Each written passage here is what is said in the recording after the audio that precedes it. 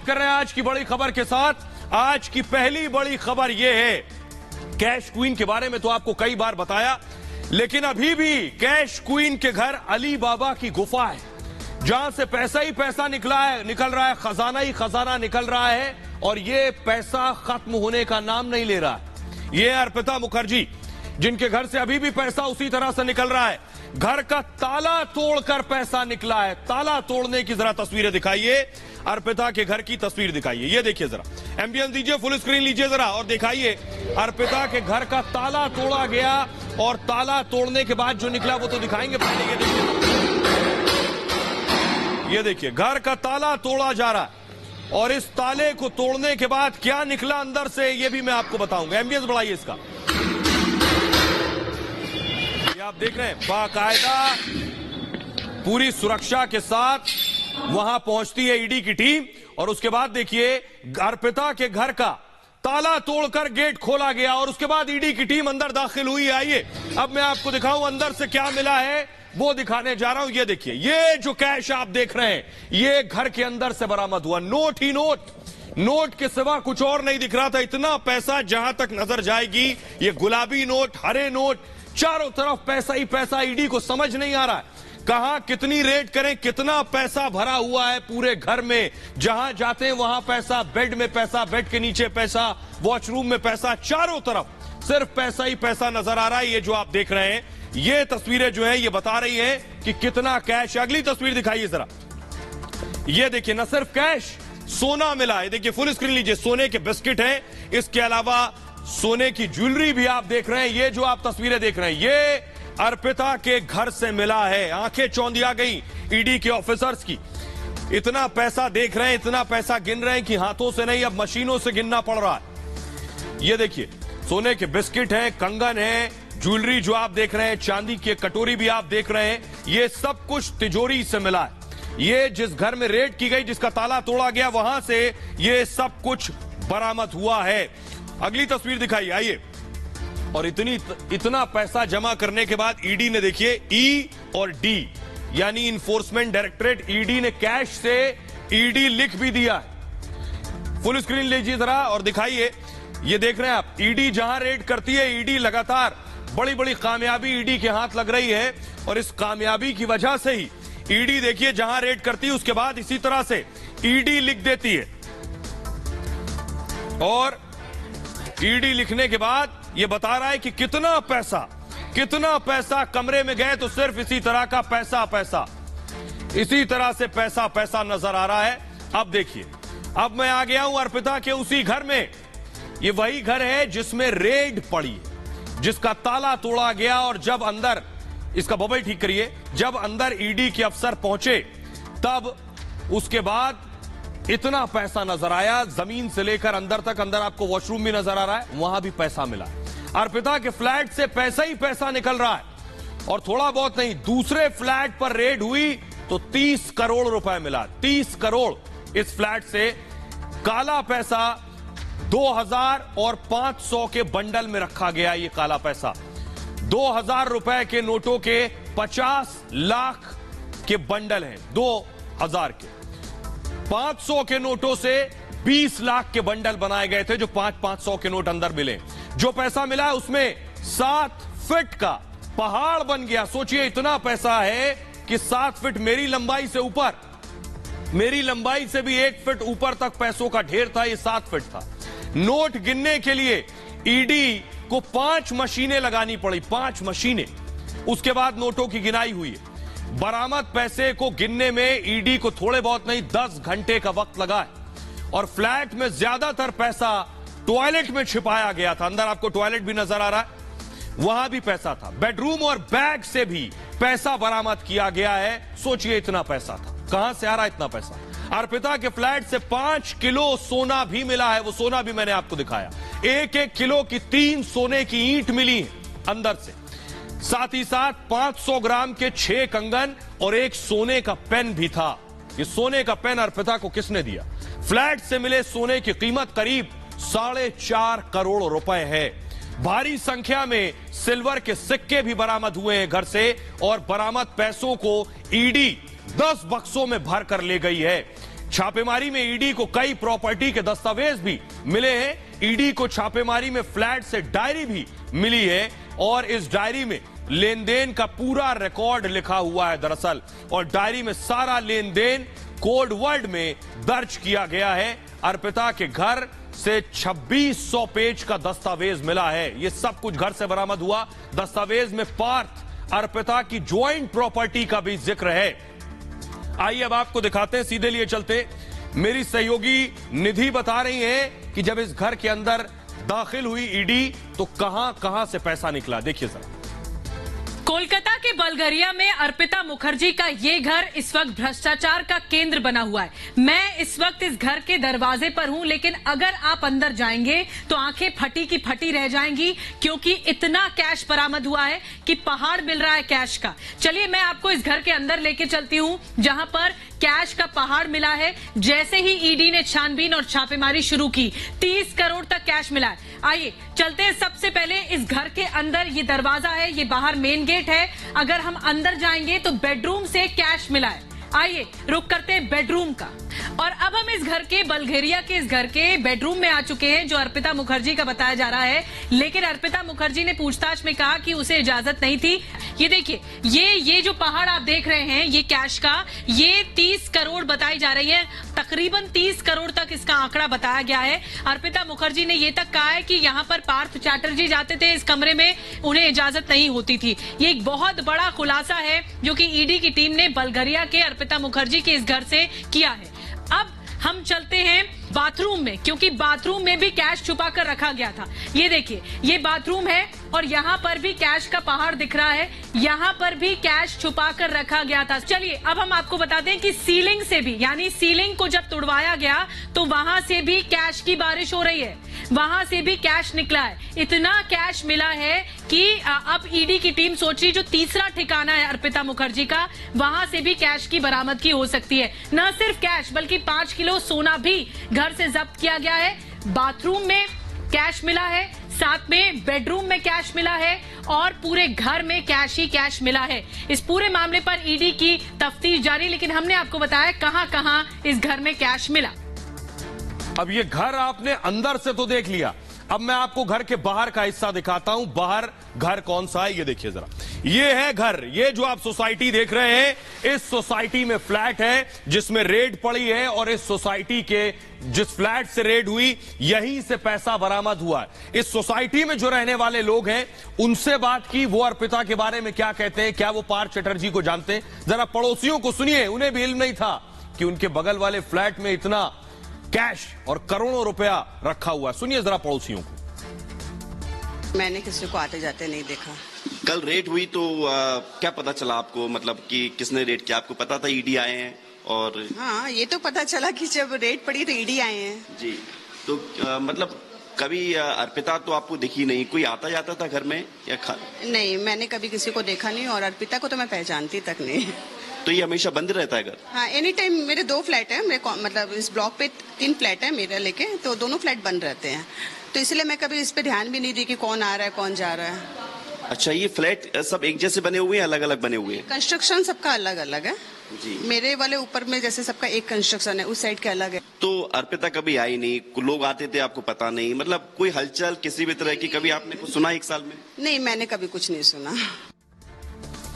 तो पड़ोसी को आप सुन रहे थे जो बता रही थी कितनी रहस्यमयी जिंदगी अर्पिता जी रही थी, कि पड़ोसी को भी नहीं पता कि कौन रह रहा है बगल में। आइए अब मैं आपको दिखाता हूं जो नोट इकट्ठा किए गए इन बक्सों में ले जाए गए। ये दूसरा बक्सा आप देख रहे हैं, ये बड़े बड़े बक्से, ये तीसरा बक्सा आप देख रहे हैं, टीन के बक्से। इन बक्सों के जरिए पैसे को ले जाया गया। ये चौथा बक्सा, यानी 7 फीट ऊंचा नोटों का ढेर था, तो इतने बक्से लगे। ये 5वां बक्सा आप देख रहे हैं, और ये देखिए 6ठा बक्सा आ गया। इसी तरह के बक्से आपको याद होगा, जब पहले फ्लैट में रेड पड़ी थी तब भी इसी तरह के बक्से आए थे जिसमें भर कर ले जाया गया था। 7वां बक्सा आ गया, देखिए बाकायदा ईडी वालों को। ये देखिए 8वां बक्सा, ईडी वालों को भी ये बक्से अपने साथ ले जाना पड़ रहा है जिस फ्लैट में रेड करते हैं। 9वां बक्सा देखिए, ये आ गया 9वां बक्सा। इस तरह के 10वां बक्सा आ गया, यानी बक्सों में भरकर इन पैसों को ले जाया गया। और ये जो बता रहे हैं, अगली तस्वीर में आपको दिखाऊंगा, वो फ्लैट जिससे पैसा निकला उसे सील कर दिया गया। ये देखिए सील लगा दी गई है। पैसा जिस फ्लैट से निकला है और बाकायदा एक नोटिस चस्पा किया गया। ये नोटिस इसी जगह से 30 करोड़, जी हां 30 करोड़ कैश निकला है इस घर से। सोचिए कितना खजाना होगा। अब जरा सुनिए मेरे सहयोगी विवेक जो इस घर के बाहर मौजूद थे, उनकी रिपोर्ट देखिए।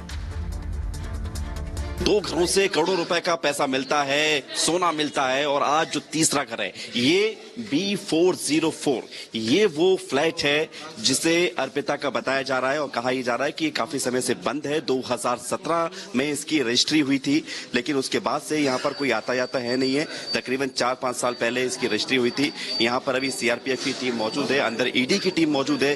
दरवाजे का ताला तोड़ा गया और टीम जो है अंदर मौजूद है। खंगाला जा रहा है, एक एक कमरे को देखा जा रहा है, क्योंकि हमने देखा था कि पिछली बार कल जब जो रेड पड़ी थी उसमें टॉयलेट के अंदर कैश बरामद हुआ था। टॉयलेट के जो बेसिन होता है उसमें रैक में कैश बरामद हुआ था, बेडरूम में कैश बरामद हुआ था, और जो पैसा मिला था, जो सोना मिला था, वो अपने आप में एक सबसे बड़ी जो है एक जो पहेली है कि आखिर इतना पैसा कहां से आ रहा है। और 2 फ्लैट में छापा पड़ चुका है, ये तीसरा फ्लैट है।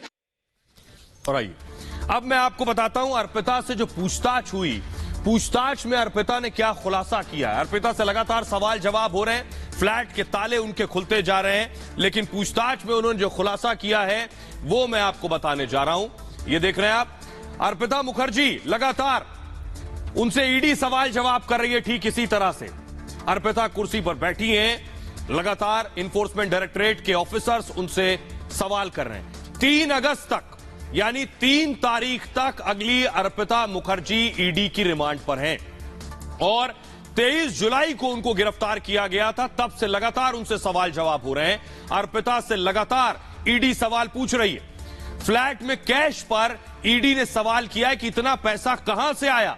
अर्पिता से ED ये सवाल पूछ रही है। पूछताछ में अर्पिता कई बड़े खुलासे अब तक कर चुकी हैं। उन्होंने कहा मेरे घर को, अर्पिता ने क्या कहा, उन्होंने कहा मेरे घर को पार्थ चटर्जी ने मिनी बैंक बनाया हुआ था, यानी एक छोटा बैंक। अर्पिता कह रही है पार्थ चटर्जी ने मेरे घर को एक छोटा बैंक बना दिया था। ये जितने फ्लैट हैं, मुझे फ्लैट में जाने नहीं दिया जाता था, और इतना ही नहीं, केवल पार्थ चटर्जी ही इन फ्लैट में जाते थे।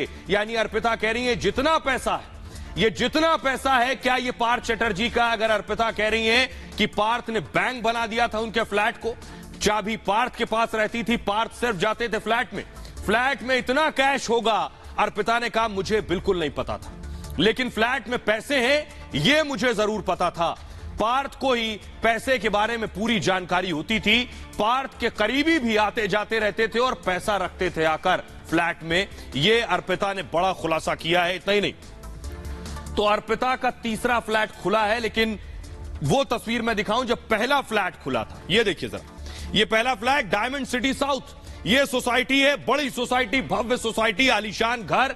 इसमें जब ये फ्लैट जब खोला गया, अगली तस्वीर दिखाइए, ये फ्लैट की देख रहे हैं, ये देख रहे हैं 22 जुलाई को पहला फ्लैट खुला था तो ये नोट मिले थे, नोट ही नोट, न सिर्फ नोट बल्कि सोना मिला था पहले फ्लैट से। दूसरा फ्लैट में क्या मिला ये शुरू में मैंने आपको दिखाया, लेकिन नया फ्लैट, एक और फ्लैट है जिसका ताला तोड़ दिया गया। अगली तस्वीर दिखाइए जरा, ये आप देख रहे हैं, फुल स्क्रीन लीजिए, तीसरे फ्लैट का ताला टूटना शुरू हो गया है, फुल स्क्रीन लीजिए, ये देख रहे हैं, एम्बियंस दीजिए, तीसरा फ्लैट जिसमें ED की टीम पहुंच गई है, ताला टूट रहा है और ताला टूटकर खोला जाएगा। उसके बाद अंदर की तफ्तीश होगी, क्या इस तीसरे फ्लैट में भी कैश है, क्या इस तीसरे फ्लैट में भी नोटों का अंबार है। कितने फ्लैट हैं ये आपको बताऊंगा, लेकिन ये देखिए अर्पिता मुखर्जी का तीसरा फ्लैट जिसका लॉक तोड़ा जा रहा है, संभव है ताला लगा है इसलिए पूरा जो बाहर का कुंडा है उसे तोड़ा जा रहा है। बाकायदा ताला तोड़ने वाले को अपने साथ ED की टीम लेकर आई है। इससे पहले मैंने आपको दिखाया था शुरू में, दूसरे घर का भी ताला इसी तरह से तोड़ा गया था, और ये अभी आप देख रहे हैं तीसरा घर जिसका ताला तोड़ने की कोशिश हो रही है। ताला तोड़ने वाला आया है जो ताला तोड़ रहा है। आइए मैं आपको बताऊंगा कि जो 7 फ्लैट है, बताया जा रहा है अर्पिता और पार्थ के 1, 2, 3 फ्लैट नहीं, 7 फ्लैट है, 7 जो पता चल गए। अभी नहीं पता वाले तो छोड़ दीजिए, 7 फ्लैट है और सोचिए इनमें से क्या क्या निकलेगा। तो सभी फ्लैट के बारे में मैं आपको बताता हूं कि आखिर किस फ्लैट से क्या मिल रहा है। ये देखिए जरा, ये आप देख रहे हैं, नीचे आपको नजर आ रहे हैं पहले से लेकर 7वें तक 7 फ्लैट आपको नजर आ रहे हैं। अब सवाल यह है कि इसमें कितना पैसा है। पहला, सबसे पहले अर्पिता पार्थ के पास 7 फ्लैट का खुलासा हुआ है। 3 फ्लैट तक ईडी की टीम पहुंच गई, 3 फ्लैट तक। अब देखिए जरा पहला फ्लैट का जब ताला तोड़ा गया तो कोलकाता में पहले फ्लैट पर रेड की गई, और न सिर्फ रेड की गई, देखिए पहले फ्लैट का ताला खुला और पैसा बाहर आ गया। 22 जुलाई को यहां छापेमारी हुई थी और इस छापेमारी में 21 करोड़ रुपए मिले थे।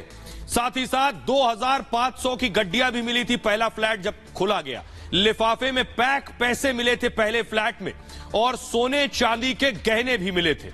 इसके बाद लाखों की विदेशी मुद्रा भी पहले फ्लैट में मौजूद थी।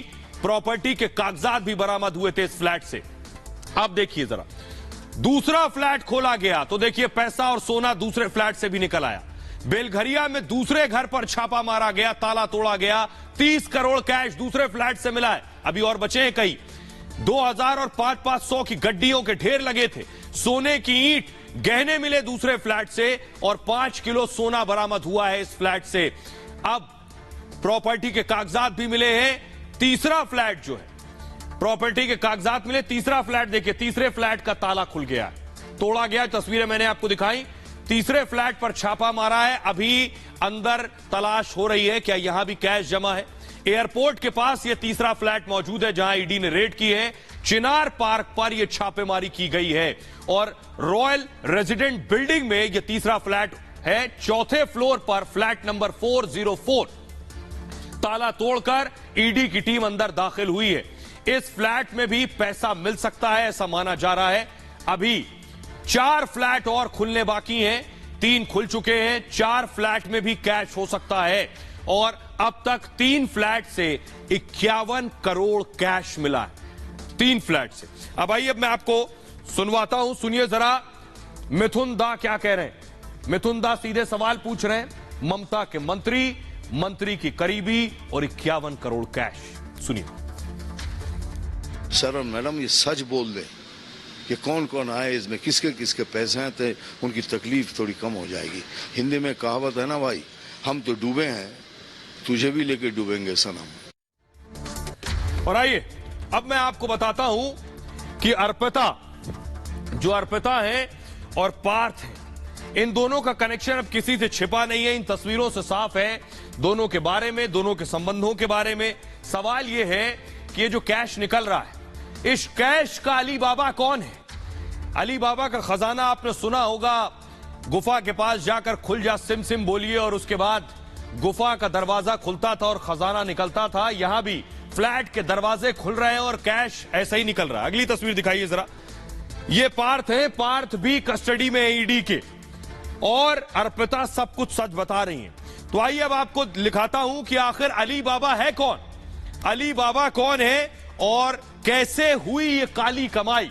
पूरा देश ये जानना चाहता है, ये जो नोटों के बंडल निकल रहे हैं, ये नोटों के बंडल आखिर कैसे मिल रहे हैं, क्या जरिया। ये देखिए, ये गुफा है, ये गुफा है अली बाबा की, और देखिए गुफा के अंदर खजाना नजर आ रहा है। कुछ इसी तरह से पैसों का अंबार लगा हुआ है। तो देखिए जरा, अर्पिता के घर पे पैसा ही पैसा मिल रहा है, इतना पैसा।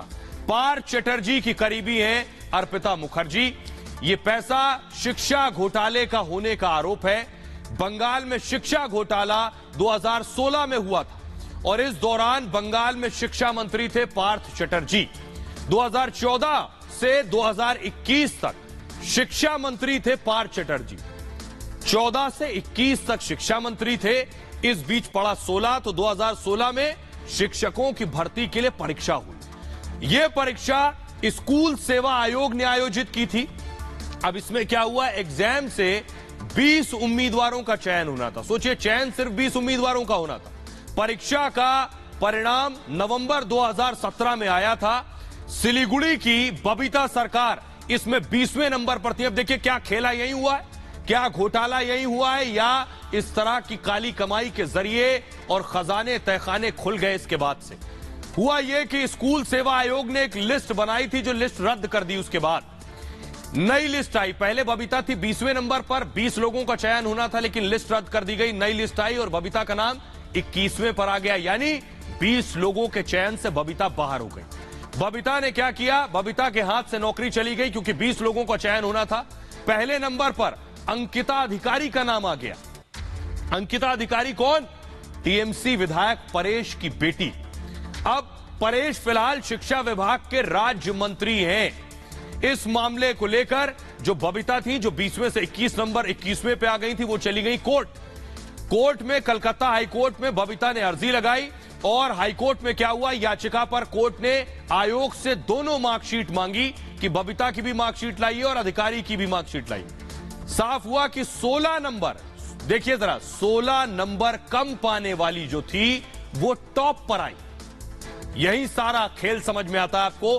बबीता सरकार 21वें नंबर पर पहुंच गई।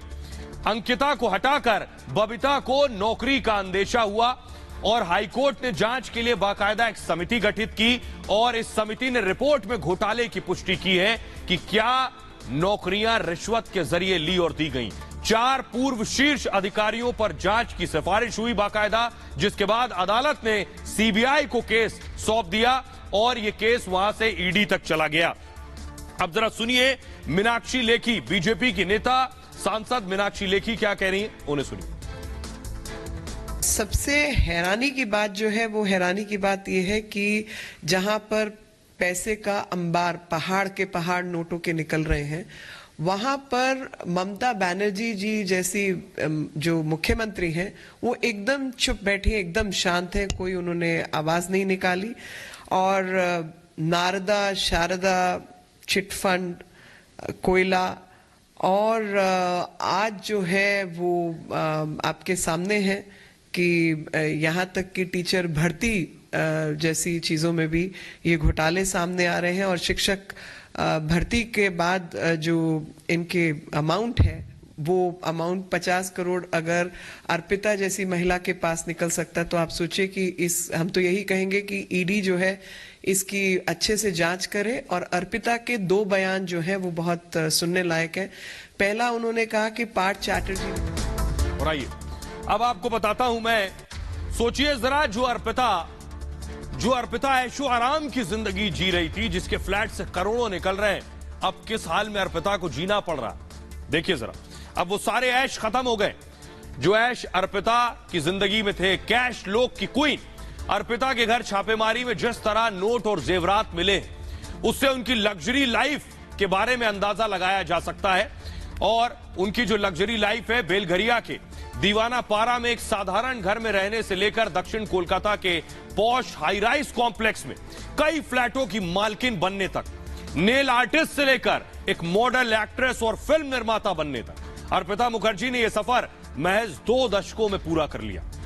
अर्पिता बेलघरिया इलाके के एक मिडिल क्लास परिवार से आती हैं। कॉलेज के दिनों से ही उन्हें मॉडलिंग का शौक था। अर्पिता के पिता सरकारी कर्मचारी थे। सोचिए, सरकारी कर्मचारी की बेटी और अर्पिता की शादी एक बिजनेसमैन से हुई। पिता की मौत के बाद पिता की जगह नौकरी का ऑफर मिला उनकी मौत के बाद। इसे चलाइए जरा। और नौकरी ठुकरा कर अर्पिता ने मॉडलिंग को चुना। अर्पिता कोलकाता में आकर रहने लगी। न सिर्फ इतना, बल्कि 2004 के आसपास मॉडलिंग की शुरुआत की, यानी पति की मौत के बाद उन्होंने मॉडलिंग से शुरुआत की। 2008 में बंगाली फिल्मों में पहला ब्रेक मिला उन्हें। अर्पिता ने पार्टनर फिल्म से डेब्यू किया। इसके अगले साल 2009 में वो बंगाली सुपरस्टार प्रोसेनजीत चटर्जी के साथ मामा भगने फिल्म में नजर आई। बंगाली के अलावा अर्पिता ने कुछ उड़िया फिल्मों में भी काम किया है और हालांकि उन्हें ज्यादातर साइड रोल ही मिले हैं, लेकिन करीब 13 साल पहले जब वो पार्थ चटर्जी के संपर्क में आई थी, वो पार्थ चटर्जी के संपर्क में दुर्गा पूजा के प्रमोशन के दौरान आई और इसके बाद उनकी लाइफ बदल गई। किराए की टैक्सी से शूटिंग के लिए जाने वाली अर्पिता करोड़ों की मालकिन बन गई। ये अर्पिता का सफर रहा। अर्पिता को लग्जरी लाइफ स्टाइल पसंद है। उन्हें अक्सर डिस्कोथेक और हुक्का बार में देखा जाता था। उन्हें विदेशों में घूमने का शौक था। 2012 में पार्थ चटर्जी सिंगापुर गए थे। इस दौरान अर्पिता भी उनके साथ गई थी, जिस पर ममता बनर्जी ने नाराजगी भी जाहिर की थी। लेकिन बावजूद इसके अर्पिता पार्थ की नजदीकियां खत्म नहीं हुई। पार्थ सबसे ज्यादा भरोसा अर्पिता पर करते थे और शायद भरोसे की वजह यही थी कि पैसा छिपाना था। कई प्रॉपर्टीज पार्थ ने अर्पिता के नाम पर खरीदी। कोलकाता में कई फ्लैट अर्पिता के नाम पर पार्थ ने दिए और खरीदे।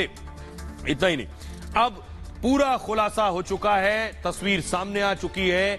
तो बीजेपी ने आज बड़ा प्रदर्शन किया कोलकाता की सड़कों पर। एम्बियंस दीजिए, ये जो आप देख रहे हैं लोगों में गुस्सा, लोग प्रदर्शन कर रहे हैं, वो तस्वीरें आप देख रहे हैं।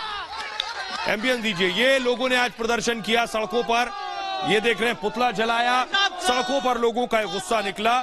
लेकिन अगली तस्वीर दिखाइए, ये जो दबाव ममता बनर्जी पर बना, चाहे ईडी ने एक्शन लिया हो, उसके बाद जो पैसा निकल रहा है, उसके बाद दीदी ने 2 बैठकें की, एक कैबिनेट की बैठक हुई, दूसरी डिसिप्लिनरी कमेटी की बैठक हुई, अनुशासन समिति की बैठक, और उसके बाद ममता बनर्जी ने बड़ा फैसला लिया अपने मंत्री पर, जिनके सहयोगी से करीबी से कैश निकल रहा है। ममता बनर्जी ने पार्थ चटर्जी पर यह बड़ा फैसला लिया है। क्या है बड़ा फैसला, ग्राफिक्स के जरिए देखिए जरा। ममता बनर्जी ये सारी तस्वीरें देख रही थी, जिस तरह से प्रदर्शन हो रहा है, हंगामा हो रहा है, पैसा निकल रहा है, ये सारी तस्वीरें ममता बनर्जी की आंखों से गुजर रही थी। प्रेशर बन रहा था शिक्षक भर्ती घोटाले में पार्थ पर, ममता बनर्जी ने उसके बाद एक्शन लिया है। मंत्री पद से पार्थ की छुट्टी कर दी गई है, हटा दिए गए हैं पार्थ। ममता बनर्जी ने पार्थ के खिलाफ ये बड़ा एक्शन लिया है। चीफ सेक्रेटरी की तरफ से बाकायदा आदेश जारी हुआ है, और ममता सरकार में उद्योग मंत्री थे पार्थ चटर्जी, सूचना एवं प्रसारण विभाग भी पार्थ चटर्जी के पास था। इसके अलावा संसदीय मामलों से जुड़ा विभाग भी देख रहे थे पार्थ। साथ ही साथ टीएमसी के सभी पदों से, मंत्री पद नहीं, टीएमसी के भी सभी पदों से हटा दिया गया है पार्थ चटर्जी को। जांच होने तक टीएमसी से सस्पेंड कर दिए गए हैं, और टीएमसी महासचिव के पद से भी उन्हें हटा दिया गया है। टीएमसी के राष्ट्रीय उपाध्यक्ष का पद भी उनसे छीन लिया गया है, किसी पद पर नहीं है। टीएमसी अनुशासन समिति की बैठक में यह बड़ा फैसला लिया गया है।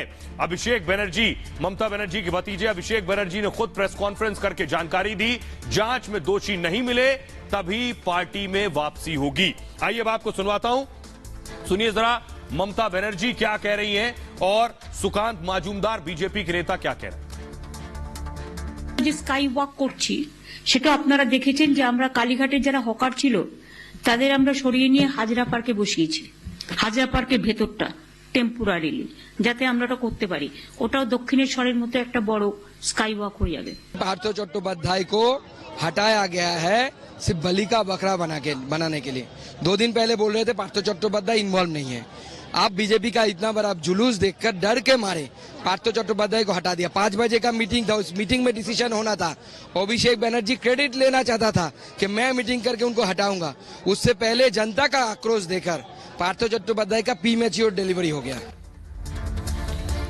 इधर पार्थ चटर्जी की छुट्टी हुई और उधर उनकी नेम प्लेट उखाड़ दी गई, वो दिखाने जा रहा हूं, ये देखिए जरा।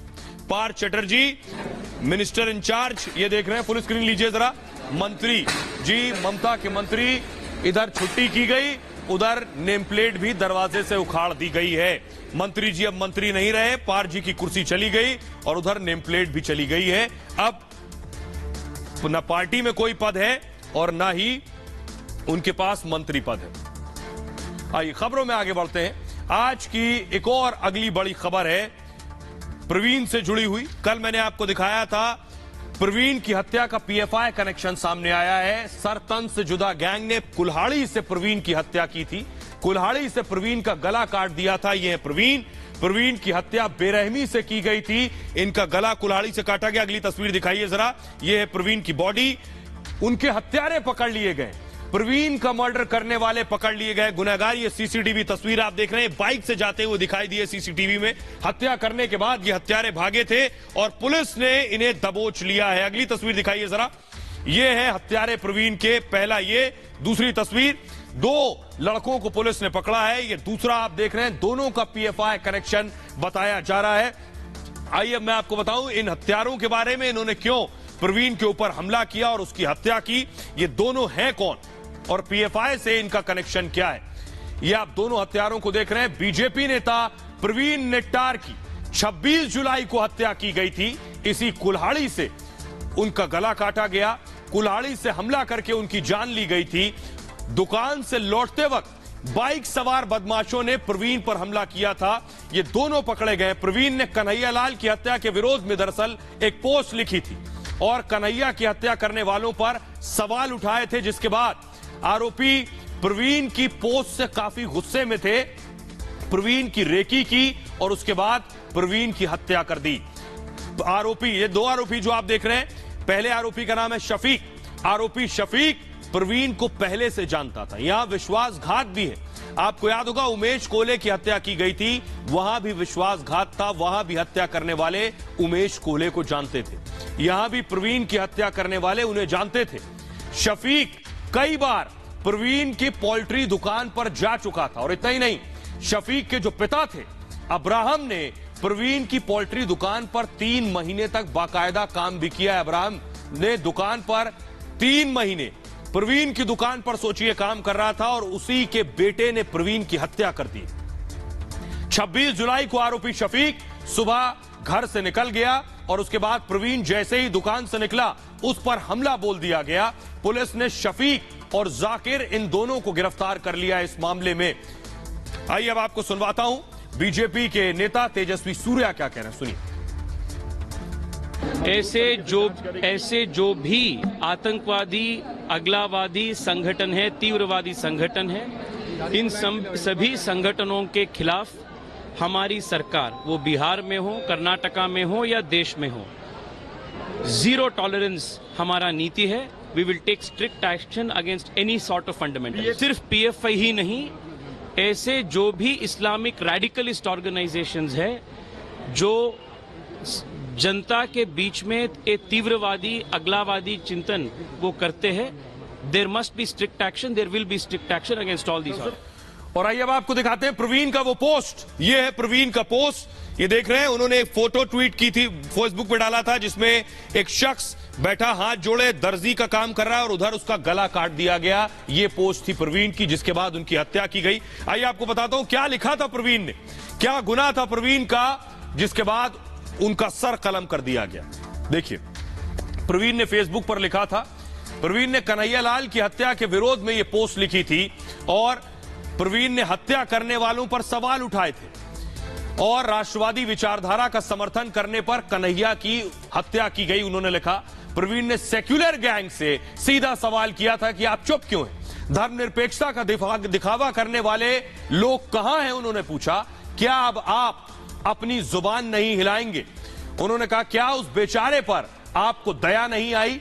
ये सवाल पूछ रहे थे प्रवीण। कन्हैयालाल की हत्या के बाद सेक्युलर गैंग आखिर चुप क्यों है। प्रवीण ने गला काट गैंग पर भी सवाल उठाए थे और उनके सवाल उठाना ही चुभ रहा था ऐसे लोगों को। आइए अब आपको दिखाता हूं, उसके बाद प्रोटेस्ट शुरू हुआ। हिंदूवादी संगठनों ने आज प्रदर्शन किया है, वो तस्वीरें मैं आपको दिखा रहा हूं, एम्बियंस दीजिए, ये आप देख रहे हैं, ये प्रदर्शन किया संगठनों ने। उसके बाद अगली तस्वीर दिखाइए जरा, कल भी बड़ा प्रदर्शन हुआ था, ये आप देख रहे हैं। लोगों का गुस्सा कल सड़कों पर नजर आया था प्रवीण की हत्या के खिलाफ। और इस गुस्से के बाद जो हत्यारा है, उसकी एक दुकान है शफीक, उसकी दुकान पर भी आज लोगों ने हमला कर दिया। अगली तस्वीर दिखाइए, ये देख रहे हैं शफीक की दुकान है, ये शफीक की दुकान पे तोड़फोड़ की गई है। लोगों ने उनकी दुकान पर गुस्सा निकाला है। ये तस्वीर है शफीक की दुकान की। और आइए अब सवाल ये है कि सबके पीछे कनेक्शन एक सामने आ रहा है और वो है पीएफआई कनेक्शन, यानी पॉपुलर फ्रंट ऑफ इंडिया। अगली तस्वीर दिखाइए, ये जो आप देख रहे हैं, फुल स्क्रीन लीजिए, पीएफआई देख रहे हैं आप।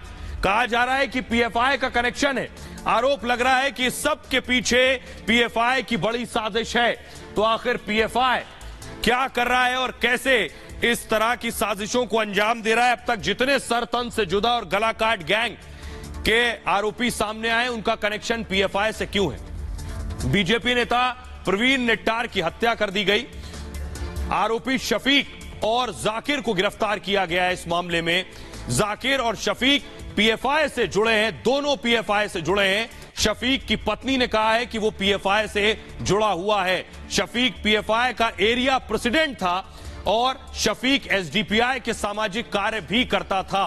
ये इनका पीएफआई से जुड़ा होना ये बताता है कि पीएफआई आखिर क्या कर रहा है देश में। उमेश कोले, आपको याद होगा, उमेश कोले हत्याकांड में भी पीएफआई के जिला अध्यक्ष से पूछताछ हुई थी। पटना के फुलवारी शरीफ टेरर मॉड्यूल में भी पीएफआई पर ही आरोप लगा था और गिरफ्तार संदिग्ध आतंकियों का पीएफआई से ही कनेक्शन सामने आया था। पटना में जो पीएफआई के गिरफ्तार किए गए थे आरोपी, कर्नाटक में हिजाब विवाद में पीएफआई पर ही आरोप लगा था और पीएफआई पर मुस्लिम छात्राओं को भड़काने का भी आरोप लगा था। सीए के खिलाफ शाहीन बाग में प्रदर्शन में भी पीएफआई पर आरोप लगा था। प्रदर्शन के लिए फंडिंग करने का आरोप भी पीएफआई पर लगा था। दिल्ली के जहांगीरपुरी हिंसा पर भी पीएफआई पर आरोप लगे थे। पीएफआई का गठन 17 फरवरी 2007 को हुआ है। दक्षिण भारत में साउथ इंडिया में 3 मुस्लिम संगठनों के विलय से यह पीएफआई बना है। सिमी पर बैन लगने के बाद पीएफआई तेजी से आगे बढ़ा है, उसका विस्तार हुआ है। देश के करीब 23 राज्यों में यह संगठन सक्रिय है। कर्नाटक, केरल जैसे राज्यों में संगठन की पकड़ और मजबूत है। कई हिंसक घटनाओं में पीएफआई का नाम सामने आ चुका है। पीएफआई पर बैन की मांग लगातार उठ रही है। आइए अब आपको सुनवाता हूं। हत्या करने वाला जो शख्स है, हत्या का आरोपी, उसकी पत्नी भी मान रही है कि उसका पति पीएफआई से जुड़ा है। सुनिए जरा। ಸಂಘಟನೆಯಲ್ಲಿ ಇದ್ದಾರೆ ಯಾವ ಸಂಘಟನೆ? PFI ಸಂಘಟನೆಯಲ್ಲಿ SDB ಅಂದ್ರೆ ಸೋಷಿಯಲ್ ವರ್ಕರ್ ಆಗಿ ಸ್ವಲ್ಪ ಕೆಲಸ ಮಾಡ್ತಿದ್ರು। और आइए खबरों में आगे बढ़ते हैं। आज की एक और बड़ी खबर, पूरे देश में पूरा दिन हंगामा होता रहा। एक सांसद, एक वरिष्ठ सांसद ने देश की राष्ट्रपति का अपमान किया, सिर्फ इसलिए क्योंकि वो आदिवासी हैं, वो एक महिला है। इसलिए जो महिला विरोधी मानसिकता, पुरुषवादी जो मानसिकता है, वो किसी महिला के एक उच्च पद पर जाने को गले नहीं उतार पाती है। सोनिया का गुस्सा और स्मृति के तेवर, सोनिया और स्मृति आमने सामने आ गई। लेकिन इन सब से अलग जो पूरा बवाल हुआ, इस बवाल से उलट जो तस्वीर मैं आपको दिखाने जा रहा हूं, राष्ट्रपति के अपमान पर मैं बात करूंगा, लेकिन प्रधानमंत्री नरेंद्र मोदी से सीखना चाहिए कि आखिर राष्ट्रपति का सम्मान कैसे करना चाहिए। यह तस्वीर देखिए जरा। प्रधानमंत्री नरेंद्र मोदी को देख रहे हैं। ये पूर्व राष्ट्रपति प्रतिभा देवी पाटिल हैं। प्रधानमंत्री ने उनसे नमस्कार किया, उनके बगल में बैठ गया। उसके बाद देखिए जरा, उनका रुमाल नीचे गिर गया तो प्रधानमंत्री नरेंद्र मोदी ने उनको रोका, खुद झुके और ये देखिए रुमाल उठाकर दिया है। पूर्व राष्ट्रपति को प्रधानमंत्री मोदी रुमाल उठाकर दे रहे हैं और आज जो राष्ट्रपति है उनका कांग्रेसी नेता अपमान कर रहे हैं। प्रतिभा पाटिल को यूपीए के कार्यकाल में ही प्रतिभा देवी सिंह पाटिल को राष्ट्रपति बनाया गया था। आज एनडीए की उम्मीदवार थी द्रौपदी मुर्मू, उनका अपमान अधीर रंजन चौधरी कर रहे हैं। फुल स्क्रीन लीजिए जरा तस्वीर। प्रधानमंत्री नरेंद्र मोदी पहुंचे थे, ये देखिए जरा। प्रतिभा पाटिल वहां मौजूद थी। प्रधानमंत्री ने हाथ जोड़कर उन्हें नमस्कार किया, ये देखिए, और उसके बाद उनके ठीक बगल में बैठ गए, उनसे बातचीत करते रहे। बगल में राजनाथ सिंह भी थे और उनका रुमाल नीचे गिर गया। रुमाल गिरने के बाद प्रधानमंत्री ने उन्हें रोका कि वो ना झुके और उसके बाद देखिए प्रधानमंत्री ने खुद रुमाल उठाया और उन्हें उनका रुमाल दिया।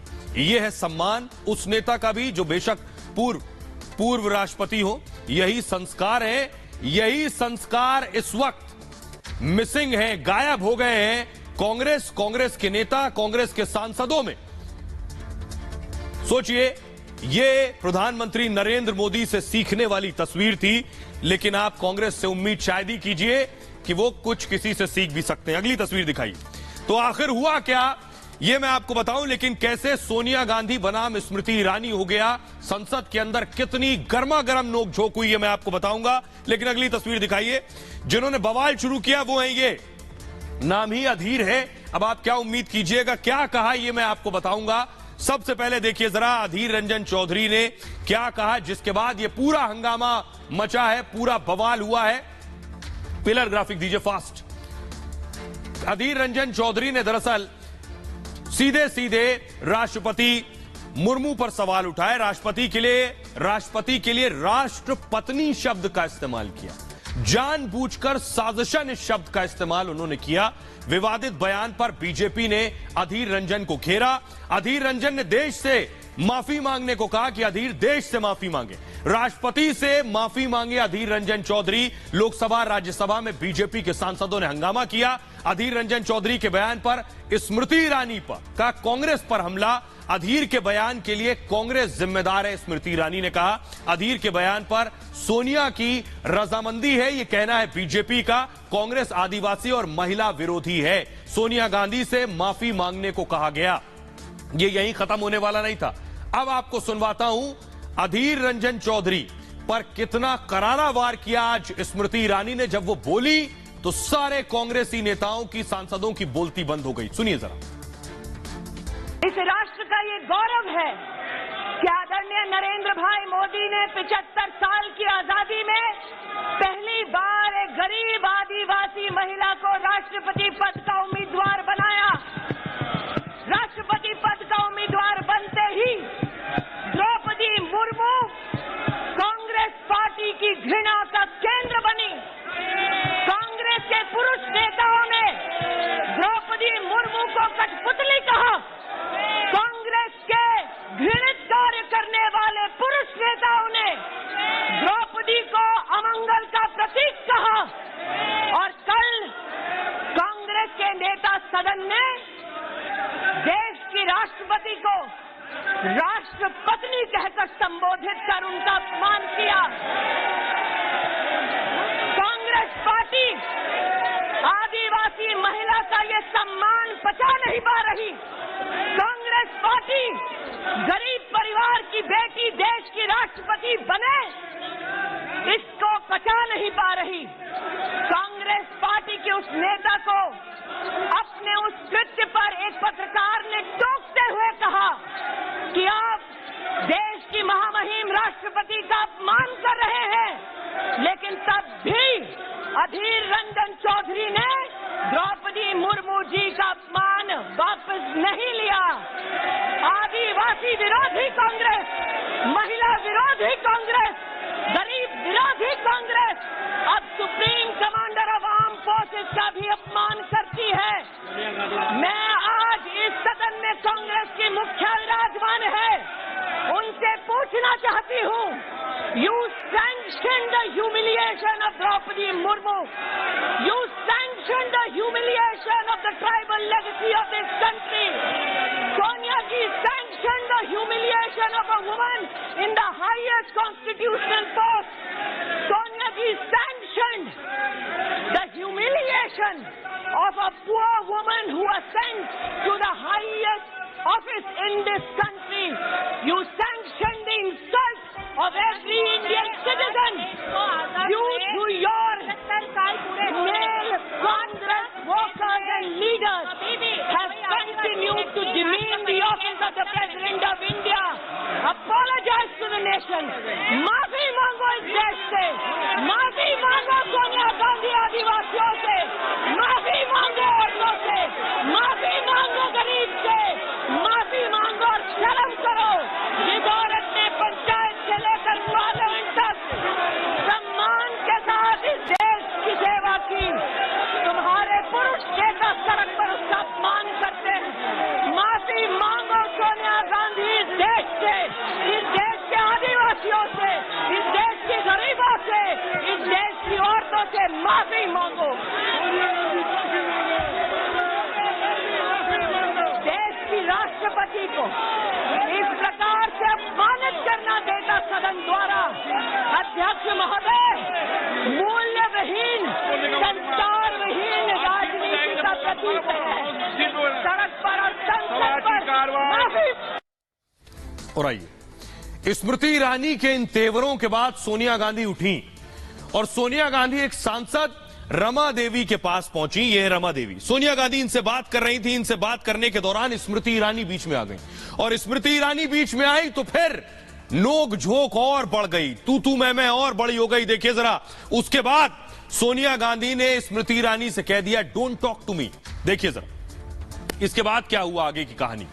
आगे हुआ ये, स्मृति के बयान के बाद लोकसभा की कार्यवाही स्थगित कर दी गई। फिर सदन से बाहर जा रही थी सोनिया गांधी। बीजेपी सांसद लगातार नारेबाजी कर रहे थे। इस दौरान नारेबाजी को लेकर सोनिया गांधी रुकी और रुकने के बाद बीजेपी की सांसद रमा देवी के पास गई सोनिया गांधी। सोनिया गांधी ने रमा देवी से जाकर कहा, मेरा नाम क्यों लिया जा रहा है? सोनिया ने पूछा। इस बीच जब सोनिया ने रमा देवी से पूछा तो इस बीच स्मृति ईरानी भी वहां पहुंच गई। स्मृति ईरानी ने कहा, क्या मैं आपकी मदद कर सकती हूं? उन्होंने कहा, मैंने आपका नाम नहीं लिया, आपका नाम लिया था। स्मृति ने कहा, मैंने आपका नाम लिया था। सोनिया भड़क गई और सोनिया गांधी ने कहा, डोंट टॉक टू मी। कहने का मतलब आप मुझसे बात ना करें। सोनिया गांधी के शब्द थे। स्मृति ईरानी ने कहा, मैं चुप क्यों रहूं? सोनिया गांधी को यह जवाब दिया। सोनिया ने कहा, आप मेरा नाम ना लें। स्मृति ने कहा, आपका नाम क्यों ना लें? ये दोनों में नोकझोंक हो रही थी। सूत्रों के मुताबिक इसके बाद नोकझोंक और बढ़ गई। लगभग 3 मिनट तक ये होता रहा। 3 मिनट तक दोनों में तीखी नोकझोंक हुई। वित्त मंत्री निर्मला सीतारमण भी वहां उस दौरान मौजूद थी। निर्मला का सोनिया पर यह गंभीर आरोप है। सोनिया ने बीजेपी सांसदों को धमकाया जो वहां मौजूद थे। बीजेपी सांसदों से बुरा बर्ताव किया गया। बीजेपी कांग्रेस के कई सांसद वहां उस वक्त मौजूद थे। दोनों पक्षों ने मामले को शांत कराया। उसके बाद आइए अब मैं आपको सुनवाता हूं जो लोग वहां मौजूद थे, जो देख रहे थे ये नोकझोंक, वो क्या कह रहे हैं, सुनिए sir. Adhir Ranjan house leader of the house Congress के, उन्होंने राष्ट्रपति जानबूझ के कहा, क्योंकि अधीर रंजन जी की पुरानी आदत, और बाद में बोलते मुझे भाषा नहीं आती और मैं बंगाल का और मेरी बंगाली है, वो इस बहाने से वो बार बार निकलते हैं। तो उन्होंने ये बात कही, तो आज उसके लिए हम लोग चाह रहे थे कि माफी मांगे, कांग्रेस पार्टी माफी मांगे, अधीर रंजन माफी मांगे, और उसकी एवज में वहां पर हुआ बात। और देखे तो सोनिया जी एकदम दौड़ के आई इस तरफ। कांग्रेस कह रही है कि उनको बचा के लेके जाना था सोनिया गांधी। नहीं, कांग्रेस आज मारामारी के मुद्दे, आज पूरी तैयारी थी। सोनिया जी एकदम पूरा पारा एकदम गर्म कर दिया। स्मृति जी अपनी चेयर पे बैठी थी, ये वहां लड़ने के लिए आई। ये लड़ी, इन्होंने डांटा, सबको डांटा लाइन से, और कुछ प्रोवोक किया तो उनके सारे सेना उनकी खड़ी होगी लड़ने के लिए। अन्याय अगर किया, दोष अगर किए होंगे तो मैंने किया। फांसी पे लटकाना है तो मुझे लटकाओ। अगर मैं खून किया तो दूसरे क्यों फांसी पे चढ़ेगी? अगर मैंने किसी को खून किया तो मैं फांसी पे चढ़ूंगा। मैंने कहीं गलती की तो मैं फांसी पे चढ़ूंगा। मैं अगर कोई गलती किया तो मेरे खिलाफ जो कार्रवाई करना ही करो। मैडम को क्यों इसमें तुम शामिल करना चाहते? इसके मतलब तुम्हारे नापाक इरादे जो है वो इरादे तुम खुद साफ कर रहे हो। महिला हमारे सांसद के पास आकर के आज जब श्रीमती सोनिया गांधी ने बात की, उस समय कोई और भी सांसद बगल में आकर के क्या है, क्या हो गया, क्या बात हो रही है, ऐसे पूछने में, you don't talk to me, ऐसे करके दूसरे सांसद को ऑलमोस्ट थ्रेटनिंग आवाज से बात की है। ऐसे में दम खाए, ये मंत्रीगण भी बोल रहे हैं, हमारे साथ भारती पवार जी भी बोल रहे हैं। सो एक अपॉलजी नहीं है, दूसरा मिसलीड कर रही हो, नए आदिर ने अपॉलजी कर दिया, तीसरे बाकी सदस्यगण को भी ऐसे कठोर, ऐसे थ्रेटनिंग तरीके से बात भी करना, ये क्या तरीका है? जब हम लोग हाउस खत्म हो गया, सगन हो गया, हम लोग निकल रहे थे, उस समय वहां से कुछ ऐसी बातें आई कि वो अपना मुड़ के देखी, और चूंकि महिलाएं थी इसलिए वो मैडम कुछ अपने शांतिपूर्वक कुछ बात करना चाहती थी। ये उन लोगों को आपने सुना जो वहां मौजूद थे। उसके बाद देखिए हंगामा और बड़ा हो गया और बीजेपी ने पार्लियामेंट में प्रदर्शन करना शुरू कर दिया, तख्तियां लेकर नारेबाजी शुरू कर दी और माफी की मांग करने लगे बीजेपी के सांसद। लिखा है, आदिवासी बेटी का अपमान नहीं सहेगा हिंदुस्तान, तख्तियों में लिखा है सोनिया गांधी माफी मांगे। और अगली तस्वीर दिखाइए सर। अगली तस्वीर बीजेपी की महिला विंग जो थी वो बाहर आ गई और उसके बाद वो प्रदर्शन करने लगी। अगली तस्वीर दिखाइए। इसके बाद प्रदर्शन शहर दर शहर शुरू हो गया। एम्बियंस दीजिए। ये आप देख रहे हैं, ये मुंबई का प्रदर्शन आप देख रहे हैं। मुंबई में प्रदर्शन शुरू हो गया, नारेबाजी शुरू हो गई। न सिर्फ मुंबई, अगली तस्वीर दिखाइए। सोनिया गांधी के पुतले लेकर लोग सड़कों पर आ गए, बीजेपी के कार्यकर्ता, और पुतले जलाए गए। ये आप देख रहे हैं, अलग अलग शहरों में इस तरह का प्रोटेस्ट शुरू हो गया। सवाल ये है, उससे पहले मैं आपको बताऊं और सुनाऊं सोनिया गांधी क्या कह रही। सोनिया गांधी से जब सवाल किया गया अधीर रंजन से जुड़ा, तो सोनिया गांधी को सुनिए क्या कह रही। Ma'am, will you ask Adir Dar to apologize? Ma'am, will you ask Adir Dar to apologize? He has already apologized. Ma'am, will you ask Adir Dar to apologize? Ma'am, will you ask Adir Dar to apologize? He has already apologized.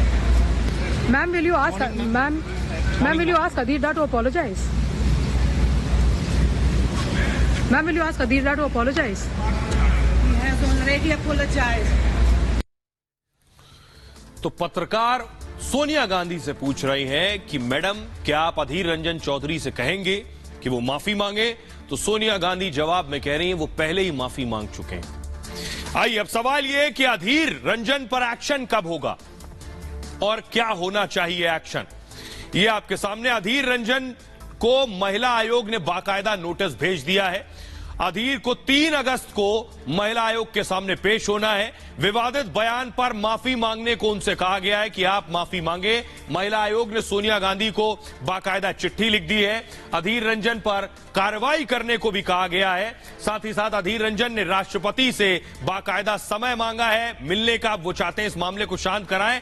BJP के आगे माफी मांगने से अच्छा है सीधे राष्ट्रपति भवन जाकर राष्ट्रपति से माफी मांग ले। राष्ट्रपति मुर्मू से मिलकर माफी मांगेंगे वो। सोनिया अधीर के खिलाफ प्रस्ताव लाएगी बीजेपी और विशेषाधिकार हनन के प्रस्ताव की तैयारी कर रही है बीजेपी। सांसदों को संविधान से विशेष अधिकार मिले हुए हैं, इसका दुरुपयोग करने पर यह प्रिविलेज मोशन विशेषाधिकार प्रस्ताव आता है। संविधान के अनुच्छेद 105 के तहत इसमें जांच होती है और अधीर रंजन का विवादित जो बयान है, इस तरह के बयान वो पहले भी देते रहे हैं। बहरामपुर सीट से कांग्रेस के सांसद हैं अधीर रंजन चौधरी, पश्चिम बंगाल कांग्रेस के अध्यक्ष भी रह चुके हैं, ये इनका तारुफ है। आइए अब आपको मैं सुनाता हूं, सुनिए जरा। अब अधीर रंजन चौधरी क्या कह रहे हैं? वो कह रहे हैं कि वो खुद राष्ट्रपति से मिलकर माफी मांगेंगे और बीजेपी के नेता मीनाक्षी लेखी उन्हें जवाब दे रही। अगर राष्ट्रपति जी को बुरा लगा मैं खुद राष्ट्रपति से मिलकर माफी मांगूंगा जरूरत पड़े तो, लेकिन ये पाखंडी के साथ, ये पाखंडी के पास क्यों है इतना माफी मांगने की बात आते हैं? मैं तो कुछ किया नहीं है, गलती एक एरर हुआ है, चूक हुआ है, जानबूझ के नहीं। मैं बार बार सुबह से कह रहे हैं। जो लोग पूरे देश की जनता के सामने उन्होंने ये बयान दिया और पूरी देश की जनता खासतौर पे जो वनवासी प्रदेश और जनजातीय समूह के लोग हैं, आपको उनसे माफी मांगनी होगी। और आइए मैं आपको सुनाऊं कि अधीर रंजन चौधरी का दरअसल विवादों से पुराना नाता है। वो हर कुछ दिन में इस तरह के बयान देते हैं जिसके बाद हंगामा खड़ा हो जाता है। कांग्रेस के वरिष्ठ नेता है लेकिन कांग्रेस के लिए जवाब देना मुश्किल हो जाता है अधीर के बयानों के बाद। देखिए जरा, अजब गजब बयानों से अधीर रंजन चौधरी का पुराना नाता है। मूव कीजिए इसे फास्ट। प्रधानमंत्री मोदी के प्लेन में स्विमिंग पूल है, इस तरह का बयान दिया था। उन्होंने कहा प्रधानमंत्री उसी स्विमिंग पूल में नहाते हैं, विदेश जाते हैं और वहां भाषण देकर वापस आ जाते हैं। इसके बाद खूब हंगामा हुआ। अधीर को तब भी विशेषाधिकार का नोटिस दिया गया था, उसके बाद भी वो सुधरे नहीं। प्रधानमंत्री मोदी को लेकर यह विवादित बयान दिया था अधीर दादा ने। उन्होंने कहा आप गंगा की तुलना नाली से कर रहे हैं। सोचिए जरा, ये वो बयान दिया था जब विवेकानंद से पीएम की तुलना की गई थी तो कहा था गंगा और नाली की तुलना कर रहे हैं। इस तरह के बयान देते हैं नेता। जब कोई बड़ा पेड़ गिरता है तो धरती हिलती है, यह बयान दिया था अधीर दादा ने। राजीव गांधी की पुण्यतिथि पर सोचिए यह ट्वीट किया था उन्होंने। विवादों के बाद इस ट्वीट को डिलीट कर दिया और मोदी सरकार ने ईडी को इडियट बना दिया है, यह भी अधीर रंजन का बयान है। सुब्रमण्यम स्वामी ने अधीर को सुपर इडियट बताया था। उसके बाद वित्त मंत्री निर्मला सीतारमण को निर्मला सीतारमण कहा था। जम्मू कश्मीर को लेकर कांग्रेस की फजीयत पहले ही करा चुके हैं और कश्मीर का मामला आंतरिक मामला कैसे है यह सवाल किया था। 1948 से ही यूएन मॉनिटरिंग कर रहा है। तो अधीर रंजन चौधरी जो है कांग्रेस के लिए पहले से सिरदर्द बनते रहे। अब जरा सुनिए एक बार, प्रधानमंत्री नरेंद्र मोदी ने भी उन्हें उन्हीं के तरीके से जवाब दिया था। सुनिए जरा। सदन में थोड़ी बहुत टोका टोकी तो आवश्यक होती है, जरा गर्मी रहती है, लेकिन जब सीमा के बाहर जाता है तो जरा लगता है कि हमारे साथी ऐसे हैं। माननीय अध्यक्ष जी, उनकी पार्टी के एक एमपी ने चर्चा की शुरुआत की थी और यहां से कुछ छोटा मोटा नोकझोंक चल रहा था और मैं मेरे कमरे से स्क्रीन पे देख रहा था कि हमारे मंत्री प्रहलाद जी पीछे गए, सबको रोका और वहां से चैलेंज आई कि अगर हमें रोकोगे तो तुम्हारे नेता का ये हाल करेंगे। क्या इसी का ये हो रहा है क्या? बहरहाल आप अपना बहुत ख्याल रखिए। एक छोटे से ब्रेक के लिए रुक रहे हैं, लौट रहे हैं कुछ और बड़ी खबरों के साथ।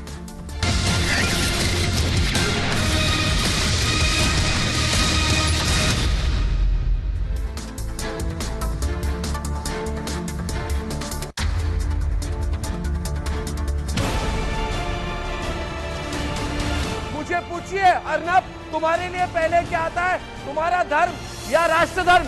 और मैं कहूंगा मेरे लिए भारत पहले आता है, राष्ट्र धर्म पहले आता है।